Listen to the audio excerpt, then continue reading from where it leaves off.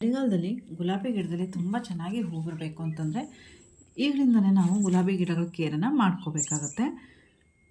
ಗುಲಾಬಿ ಗಿಡಗಳಿಗೆ ನಾವು ಘನಗೊಬ್ಬರಗಳನ್ನೆಲ್ಲ ಕೊಟ್ಕೊಂಡಾಗ ನೀರನ್ನು ಹಾಕ್ತೀವಿ. ಆ ನೀರಿನ ಬದಲಾಗಿ ಇದೊಂದು ಲಿಕ್ವಿಡ್ ಫರ್ಟಿಲೈಸರ್ನ ನಾವು ಹಾಕ್ಕೊಳ್ಬೋದು. ಆ ಫರ್ಟಿಲೈಸರ್ನ ನಾನಿವತ್ತು ನಿಮ್ಮ ಜೊತೆ ಶೇರ್ ಮಾಡ್ತಾಯಿದ್ದೀನಿ. ತುಂಬಾ ಒಳ್ಳೆ ಫರ್ಟಿಲೈಸರ್ ಅದು. ಅದನ್ನು ಹಾಕೋದ್ರಿಂದ ನಾವು ಈಗ ಕೊಟ್ಟಿರುವಂಥ ಘನಗೊಬ್ಬರಗಳೆಲ್ಲ ತುಂಬ ಚೆನ್ನಾಗಿ ಗಿಡ ಹೀರ್ಕೊಳ್ಳುತ್ತೆ. ಗಿಡಗಳ ಗ್ರೋತ್ ಕೂಡ ತುಂಬ ಚೆನ್ನಾಗಿ ಆಗುತ್ತೆ. ಹಾಗೆ ನಾನು ನನ್ನ ಹಿಂದಿನ ವಿಡಿಯೋದಲ್ಲಿ ಯಾವ ರೀತಿ ಘನಗೊಬ್ಬರಗಳನ್ನು ಕೊಡೋದು ಅನ್ನೋದನ್ನು ಆಲ್ರೆಡಿ ಶೇರ್ ಮಾಡಿದ್ದೀನಿ. ಹಾಗೆ ಯಾವ ರೀತಿ ಕೇರ್ ಮಾಡ್ಕೊಳ್ಬೇಕು, ಪ್ರೂನಿಂಗ್ನ ಯಾವ ರೀತಿ ಮಾಡ್ಕೊಳ್ಬೇಕು ಅನ್ನೋದನ್ನು ಕೂಡ ತೋರಿಸ್ಕೊಟ್ಟಿದ್ದೀನಿ. ಪ್ರೂನಿಂಗ್ ಮಾಡಿದ ನಂತರ ಗಿಡಕ್ಕೆ ಯಾವ ರೀತಿ ಕೇರ್ ಮಾಡ್ಕೋಬೇಕು ಅನ್ನೋದನ್ನು ಕೂಡ ಇವತ್ತಿನ ವಿಡಿಯೋದಲ್ಲಿ ಶೇರ್ ಮಾಡ್ತೀನಿ.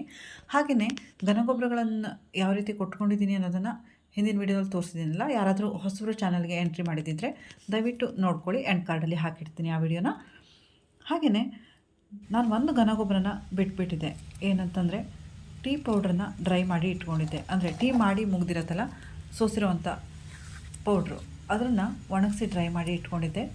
ಇದರಲ್ಲಿ ತುಂಬಾ ಪೋಷಕಾಂಶಗಳಿರುತ್ತೆ, ಗಿಡಕ್ಕೆ ಬೇಕಾಗಿರುವಂಥದ್ದು. NPK 3 ಇರುತ್ತೆ.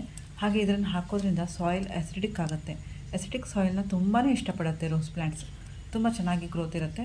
ಇದರಲ್ಲಿ ಹೆವಿ ನೈಟ್ರೋಜನ್ ಇರೋದ್ರಿಂದ ಪ್ರೂನಿಂಗ್ ಎಲ್ಲ ಮಾಡ್ಕೊಂಡಾಗ ನಾವು ಇದೊಂದು ಪೌಡ್ರನ್ನ ಕೊಟ್ಕೊಂಡ್ರೆ, ಟೀ ಪೌಡ್ರನ್ನ ಕೊಟ್ಕೊಂಡ್ರೆ ಗಿಡಗಳಲ್ಲಿ ಗ್ರೋತ್ ತುಂಬ ಚೆನ್ನಾಗಿ ಬೇಗ ಆಗುತ್ತೆ.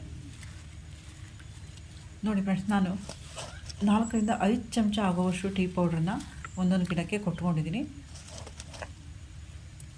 ತುಂಬಾ ಡ್ರೈ ಆಗಿರುವಂಥ ಪೌಡ್ರು. ಹಸಿಯಾಗಿರುವಂಥ ಪೌಡ್ರನ್ನ ಹಾಕ್ಕೊಂಡ್ರೆ ಫಂಗಸ್ ಆಗಿಬಿಡುತ್ತೆ. ಒಣಗಿಸಿನೇ ಹಾಕ್ಕೋಬೇಕು. ಹಾಗೆಯೇ ಸಕ್ಕರೆ ಹಾಕಿ ಟೀ ಮಾಡ್ಕೊಂಡಿದ್ದಾದರೆ ಚೆನ್ನಾಗಿ ನೀರಲ್ಲಿ ವಾಶ್ ಮಾಡಿಬಿಟ್ಟು ಸಕ್ಕರೆ ಅಂಶ ಎಲ್ಲ ಹೋದ ನಂತರ ಅದನ್ನು ಒಣಗಿಸಿ ಇಟ್ಕೋಬೇಕಾಗತ್ತೆ. ನೋಡಿ ಫ್ರೆಂಡ್ಸ್, 4 ದಿನ ಆಗಿದೆ ನಾನು ವಿಡಿಯೋನ ಹಾಕಿಬಿಟ್ಟು, ಹಿಂದಿನ ವಿಡಿಯೋನ. ಅದಕ್ಕೆ ನಂತರದಲ್ಲಿ ನಾನು ಲಿಕ್ವಿಡ್ ಫರ್ಟಿಲೈಸರ್ನ ಯಾವ ರೀತಿ ಹಾಕಿದ್ದೀನಿ ಅನ್ನೋದನ್ನು ತೋರಿಸ್ತೆ ಅಂತ ಹೇಳಿದ್ದೀನಿ. ಅದನ್ನು ಇವತ್ತು ಶೇರ್ ಮಾಡ್ತಾಯಿದ್ದೀನಿ. ನೋಡಿ ಯಾವ ರೀತಿ ಗ್ರೋತ್ ಇದೆ ಅಂತ ನೀವೇ ನೋಡ್ಬೋದು. ಎಷ್ಟು ಚೆನ್ನಾಗಿ ಚಿಗುರು ಬರೋದಕ್ಕೆ ಈಗ 4 ದಿವಸದಲ್ಲೇ ಸ್ಟಾರ್ಟ್ ಆಗಿಬಿಟ್ಟಿದೆ ಅಂತ. ತುಂಬ ಚೆನ್ನಾಗಿ ವರ್ಕ್ ಆಗುತ್ತೆ ನಾನು ಹಾಕಿರೋವಂಥ ಫರ್ಟಿಲೈಸರ್ಗಳೆಲ್ಲ. ನೀವೇ ನೋಡ್ಬೋದು ಯಾವ ರೀತಿ ಚಿಗುರ್ತಾ ಇದೆ ಅಂತ. ಗಿಡಗಳೆಲ್ಲ ತುಂಬ ಚೆನ್ನಾಗಿ ಚಿಗುರು ಬರುತ್ತೆ.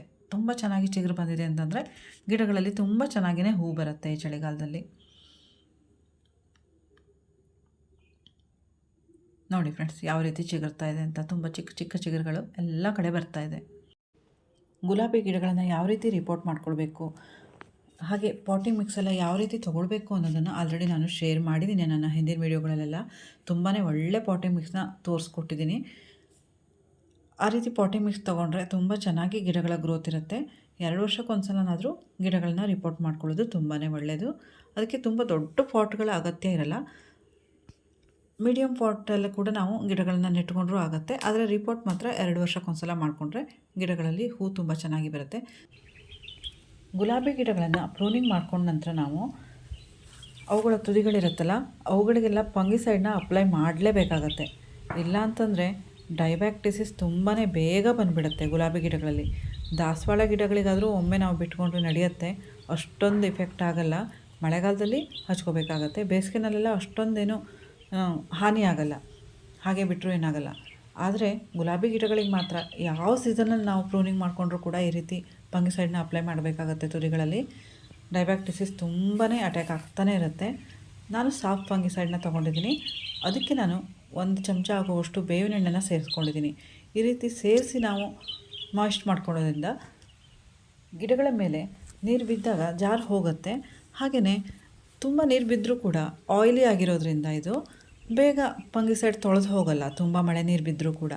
ಅದಕ್ಕೆ ನಾನು ಈ ರೀತಿ ಮಾಡಿ ಫಂಗಿಸೈಡ್ನ ಎಲ್ಲ ಕಡೆ ಹಚ್ಕೊಂಡಿದ್ದೀನಿ. ಹಾಗೆ ಈಗ ಲಿಕ್ವಿಡ್ ಫರ್ಟಿಲೈಸರ್ನ ರೆಡಿ ಮಾಡ್ಕೊಳ್ಳೋದಕ್ಕೆ ನಾನು ತರಕಾರಿ ಸಿಪ್ಪೆಗಳು, ಈರುಳ್ಳಿ ಸಿಪ್ಪೆ ಎಲ್ಲನೂ ಇಟ್ಕೊಂಡಿದ್ದೀನಿ. ಒಂದು ಕವರಲ್ಲಿ ಹಾಕಿ ಸ್ಟೋರ್ ಮಾಡಿ ಇಟ್ಕೊಂಡಿದ್ದೆ. ನೋಡಿ ಫ್ರೆಂಡ್ಸ್, ಎಲ್ಲ ಸಿಪ್ಪೆಗಳು ಇದೆ ಇದರಲ್ಲಿ. ಗಜರಿ ಸಿಪ್ಪೆ ಇದೆ, ಕಿತ್ತಳೆ ಹಣ್ಣಿನ ಸಿಪ್ಪೆ ಇದೆ, ಆಲೂಗಡ್ಡೆ ಸಿಪ್ಪೆ ಸ್ವಲ್ಪ ಇದೆ. ಹಾಗೆ ಈರುಳ್ಳಿ ಸಿಪ್ಪೆನ ತೊಗೊಂಡಿದ್ದೀನಿ. ತುಂಬ ಜಾಸ್ತಿ ಈರುಳ್ಳಿ ಸಿಪ್ಪೆ ಮತ್ತು ಬೆಳ್ಳುಳ್ಳಿ ಸಿಪ್ಪೆ ಕೂಡ ಇದೆ ಇದರಲ್ಲಿ, ಅದನ್ನೇ ಜಾಸ್ತಿ ತೊಗೊಂಡಿದ್ದೀನಿ. ಎಲ್ಲ ತರಕಾರಿ ಸಿಪ್ಪೆಗಳನ್ನು ಕೂಡ ನಾವು ಇದಕ್ಕೆ ಸೇರಿಸ್ಕೋಬೋದು. 1-2 ದಿನದ ತರಕಾರಿ ಸಿಪ್ಪೆನ ಈ ರೀತಿ ಸ್ಟೋರ್ ಮಾಡಿ ಇಟ್ಕೊಂಡಿದ್ದೆ. ಅದನ್ನು ನಾನು ಒಂದು ಪಾತ್ರೆಗೆ ಹಾಕಿಬಿಟ್ಟು 1 ದಿನ ನೈಟ್ ನೆನೆಸಿ ಇಟ್ಕೊಳ್ತೀನಿ. ಈರುಳ್ಳಿ ಸಿಪ್ಪೆನಲ್ಲಿ ತುಂಬಾ ಪೋಷಕಾಂಶಗಳಿರುತ್ತೆ. ಗಿಡಗಳ ಗ್ರೋತ್ ಎಲ್ಲ ನಿಂತೋಗಿದೆ ಅಂದರೂ ಕೂಡ ಅದು ಗಿಡಗಳ ಗ್ರೋತ್ ಪುನಃ ಸ್ಟಾರ್ಟ್ ಆಗೋದಕ್ಕೆ ಸ್ಟಾರ್ಟ್ ಮಾಡುತ್ತೆ. ವಿಟಮಿನ್ ಸಿ ಎಲ್ಲ ಸಿಗುತ್ತೆ ನಾವು ಈ ಕಿತ್ತಳೆ ಹಣ್ಣಿನ ಸಿಪ್ಪೆನೆಲ್ಲ ಸೇರಿಸ್ಕೊಳ್ಳೋದ್ರಿಂದ. ಆಲೂಗಡ್ಡೆ ಸಿಪ್ಪೆನ ಸೇರಿಸೋದ್ರಿಂದ ತುಂಬಾ ಒಳ್ಳೆಯದು ಗಿಡಗಳಿಗೆ. ಪೊಟ್ಯಾಷ್, ಫಾಸ್ಫರಸ್ ಮತ್ತು ಮ್ಯಾಗ್ನೀಷಿಯಮ್ ಎಲ್ಲದೂ ಸಿಗುತ್ತೆ. ಐರನ್, ಕ್ಯಾಲ್ಶಿಯಂ ಎಲ್ಲನೂ ಸಿಗುತ್ತೆ. ಈ ಎಲ್ಲ ಸಿಪ್ಪೆಗಳಲ್ಲಿ ತುಂಬಾ ಹೇರಳವಾಗಿರುತ್ತೆ. ವಿಟಮಿನ್ ಮತ್ತು ಪೋಷಕಾಂಶಗಳೆಲ್ಲ ತುಂಬಾ ಇರುತ್ತೆ. ಇದರಿಂದಾಗಿ ಗಿಡಗಳ ಗ್ರೋತ್ ತುಂಬ ಚೆನ್ನಾಗಿರುತ್ತೆ. ನಾವೀಗ ಘನಗೊಬ್ಬರಗಳನ್ನೆಲ್ಲ ಕೊಟ್ಕೊಂಡಾಗ ನೀರಂತೂ ಕೊಡಲೇಬೇಕಾಗತ್ತಲ್ಲ, ಅದ್ರ ಬದಲಾಗಿ ಈ ರೀತಿ ಫರ್ಟಿಲೈಸರ್ನೇ ನಾವು ಸ್ವಲ್ಪ ಜಾಸ್ತಿ ಡೈಲ್ಯೂಟ್ ಮಾಡಿಬಿಟ್ಟು ಗಿಡಗಳಿಗೆ ಕೊಟ್ಕೊಳ್ಳೋದ್ರಿಂದ ತುಂಬಾ ಚೆನ್ನಾಗಿ ಗಿಡಗಳ ಗ್ರೋತ್ ಇರುತ್ತೆ. ನೀವು ಕೂಡ ಒಮ್ಮೆ ಟ್ರೈ ಮಾಡಿ ಫರ್ಟಿಲೈಸರ್ನ. ತುಂಬಾ ಒಳ್ಳೆ ಫರ್ಟಿಲೈಸರ್ ಇದು. ಈರುಳ್ಳಿ ಸಿಪ್ಪೆನಂತೂ ತುಂಬಾ ಪೋಷಕಾಂಶಗಳಿಗಿರುತ್ತೆ, ಗಿಡಗಳಿಗೆ ತುಂಬಾ ಒಳ್ಳೆಯದು. ನಾನು ತುಂಬ ಫರ್ಟಿಲೈಸರ್ಗಳಲ್ಲಿ ಈರುಳ್ಳಿ ಸಿಪ್ಪೆನ ಬಳಸೋದನ್ನು ತೋರಿಸ್ಕೊಟ್ಟಿದ್ದೀನಿ. ಹಾಗೆ ಅದರಲ್ಲಿರುವಂಥ ಪೋಷಕಾಂಶಗಳನ್ನು ಕೂಡ ಆಲ್ರೆಡಿ ಶೇರ್ ಮಾಡಿದ್ದೀನಿ. ಜಿಂಕ್, ಐರನ್, ಮೈಕ್ರೋ ನ್ಯೂಟ್ರಿಯೆಂಟ್ಸ್ ಕೂಡ ಇರುತ್ತೆ ಈರುಳ್ಳಿ ಸಿಪ್ಪೆನಲ್ಲಿ. ಹಾಗೆ ಮಣ್ಣನ್ನು ತುಂಬಾ ಫಲವತ್ತಾಗಿ ಮಾಡುತ್ತೆ. ಮರುದಿನ ನಾನು ಇದನ್ನು ಸ್ವಲ್ಪ ಕೈನಲ್ಲೇ ಆ ಕಡೆ ಈ ಕಡೆ ಸ್ಮ್ಯಾಶ್ ಮಾಡ್ಕೊಂಡ್ಬಿಟ್ಟು 10 ಪಟ್ಟು ನೀರಿಗೆ ಈ ಮಿಶ್ರಣನ ಸೇರಿಸ್ಕೊಳ್ತಾ ಇದ್ದೀನಿ. ಕಾನ್ಸಂಟ್ರೇಟೆಡ್ ಈ ಲಿಕ್ವಿಡ್ನ ಅದರ 10ರಷ್ಟು ನೀರಿಗೆ ಸೇರಿಸ್ಕೊಂಡು ಈ ಮೇಲ್ಗಡೆ ಇರೋಂಥ ಸಿಪ್ಪೆ ಕೆಲವಷ್ಟುಗಳನ್ನೆಲ್ಲ ತೆಗಿತಾ ಇದ್ದೀನಿ. ತುಂಬ ಚಿಕ್ಕ ಚಿಕ್ಕ ಸಿಪ್ಪೆ ಏನಾದ್ರು ಇದ್ದರೆ ಏನಾಗಲ್ಲ, ಹಾಗೆಯೇ ನಾವು ಗಿಡಗಳಿಗೆ ಕೊಟ್ಕೊಳ್ಬೋದು. ಈ ರೀತಿ ಡೈಲ್ಯೂಟ್ ಮಾಡಿ ನಾವು ನೀರಿನ ಬದಲಾಗಿ ಘನಗೊಬ್ಬರಗಳನ್ನು ಹಾಕಿದಾಗ ಕೊಟ್ಕೊಂಡ್ರೆ ಗಿಡಗಳ ಗ್ರೋತ್ ತುಂಬಾ ಚೆನ್ನಾಗಿರುತ್ತೆ.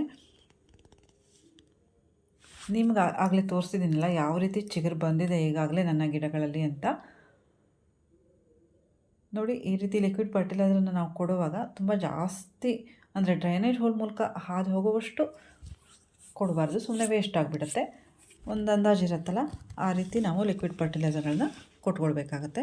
ಹಾಗೆಯೇ ನಾವು ಗುಲಾಬಿ ಗಿಡಗಳ ಪ್ರೂನಿಂಗ್ ಎಲ್ಲ ಮಾಡಿಕೊಂಡಾಗ ಗೊಬ್ಬರ ಹಾಕಿರ್ತೀವಲ್ಲ, ಮಣ್ಣು ಡ್ರೈ ಆಗದೆ ಇರೋ ರೀತಿ ನೋಡ್ಕೋಬೇಕಾಗತ್ತೆ. ಅಂದರೆ ಬೇರೆಲ್ಲ ಡ್ರೈ ಆಗಿಬಿಟ್ರೆ ಗಿಡಗಳ ಗ್ರೋತ್ ನಿಂತು ಹೋಗಿಬಿಡುತ್ತೆ. 4ರಿಂದ 5 ದಿವಸನಾದರೂ ಡೈಲಿ ನೀರನ್ನು ಕೊಟ್ಕೊಳ್ಳಿ ಈ ರೀತಿ ಗೊಬ್ಬರನ ಹಾಕ್ಕೊಂಡಾಗ. ಹಾಗೆ ಸ್ವಲ್ಪ ಸ್ವಲ್ಪ ನೀರನ್ನು ಕೊಟ್ಕೊಂಡ್ರೆ ಸಾಕಾಗತ್ತೆ. ತುಂಬಾ ಜಾಸ್ತಿ ನೀರನ್ನು ಕೂಡ ಕೊಟ್ಕೊಳ್ಬಾರ್ದು. ಹಾಗೆ ಮಣ್ಣು ಡ್ರೈ ಆಗೋದಕ್ಕೆ ಕೂಡ ಬಿಡಬಾರ್ದು.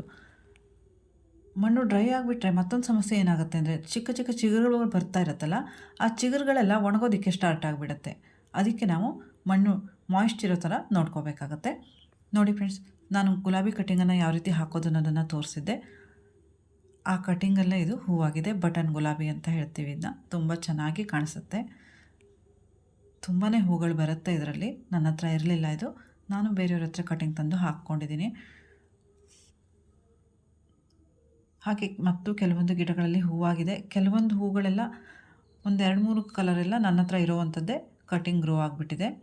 ಅದನ್ನು ಕೂಡ ನೆಟ್ಕೊಳ್ತೀನಿ. ಒಂದು ಗಿಡದ ಬದಲಾಗಿ 2 ಗಿಡ ಆಗುತ್ತೆ, ಪ್ರಾಬ್ಲಮ್ ಇಲ್ಲ. ಹಾಗೆ ಇದು ನನ್ನ ಹತ್ರ ಇರಲಿಲ್ಲ, ಹೊಸ ಜಾತಿ ಗಿಡ ಇದು. ಇದನ್ನು ಕೂಡ ಕಟ್ಟಿಂಗಲ್ಲೇ ಹೂವಾಗಿದೆ ನೋಡಿ.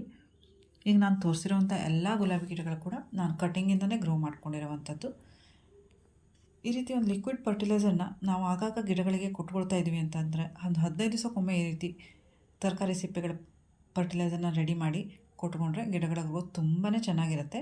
ಈರುಳ್ಳಿ ಸಿಪ್ಪೆ ಮತ್ತು ಬೆಳ್ಳುಳ್ಳಿ ಸಿಪ್ಪೆನ ಯಾವ ರೀತಿ ಬಳಸ್ಕೊಳ್ಬೇಕು ಅನ್ನೋದನ್ನು ಆಲ್ರೆಡಿ ನಾನು ಶೇರ್ ಮಾಡಿದ್ದೀನಿ. ಯಾರು ನೋಡಿಲ್ಲ ಅಂತಂದರೆ ತುಂಬಾ ಫರ್ಟಿಲೈಸರ್ಗಳನ್ನು ರೆಡಿ ಮಾಡುವಂಥ ವೀಡಿಯೋಗಳು ನನ್ನ ಚಾನಲ್ನಲ್ಲಿದೆ. ಹಾಗೆ ದಾಸವಾಳ ಗಿಡಗಳಿಗೆ ಕೂಡ ಯಾವ ರೀತಿ ಫರ್ಟಿಲೈಸರ್ ಮಾಡಬೇಕು ಅನ್ನೋದನ್ನು ನಾನು ಶೇರ್ ಮಾಡಿದ್ದೀನಿ. ಯಾರಿಗಾದರೂ ಇಂಟ್ರೆಸ್ಟ್ ಇದ್ದರೆ ನೋಡ್ಕೋಬೋದು, ಎಂಡ್ ಕಾರ್ಡಲ್ಲಿ ಹಾಕಿರ್ತೀನಿ. ಈ ವಿಡಿಯೋ ನಿಮಗೆಲ್ಲ ಇಷ್ಟ ಆಯಿತು ಅಂತ ಅನ್ಕೋತೀನಿ. ಇಷ್ಟ ಆದರೆ ದಯವಿಟ್ಟು ಒಂದು ಲೈಕ್ ಮಾಡಿ, ಇನ್ಫಾರ್ಮೇಟಿವ್ ಇದ್ದರೆ ಶೇರ್ ಮಾಡಿ, ಚಾನಲ್ನ ಸಬ್ಸ್ಕ್ರೈಬ್ ಮಾಡಿಕೊಡಿ. ವಿಡಿಯೋ ನೋಡಿದ್ದಕ್ಕೆ ಧನ್ಯವಾದಗಳು.